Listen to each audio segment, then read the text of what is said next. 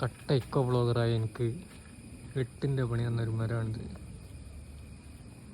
ശരിക്കും മരത്തിൻ്റെ കുഴപ്പമൊന്നുമല്ല, എന്നാലും ഇത് ദേവദാരു എന്ന് പറഞ്ഞിട്ട് നമ്മളെ പണ്ട് 90കളിലെല്ലാം എല്ലാ വീടുകളിലും കയറി കൊടുത്തിരുന്നൊരു മരമാണ്. ദേവദാരു ഒന്നുമല്ല, ദേവദാരു കേരളത്തിൽ അങ്ങനെ ഉണ്ടാവില്ല. ഈ മരം കുറേ വലുതായി, അതിൻ്റെ കൊമ്പൊക്കെ നമ്മൾ മുറിച്ചു. അത് കഴിഞ്ഞ് പൂക്കാൻ തുടങ്ങിയപ്പോഴാണ് ഞാൻ കാണിച്ചു തരാം. പൂക്കൾ കണ്ടോ, എൻ്റെ വണ്ടിയുടെ മേലെ കാണാം ഇഷ്ടം പോലെ കണ്ടോ.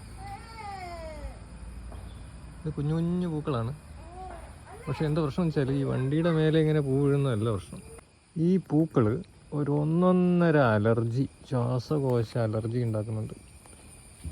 ഇതെനിക്ക് ഇതുവരെ മനസ്സിലായിട്ടുണ്ടായിരുന്നില്ല. ഇതൊരു 3-4 കൊല്ലമായിട്ട് എനിക്ക് കോവിഡിന് ശേഷം നല്ല അലർജി വന്നിട്ടുണ്ടായിരുന്നു.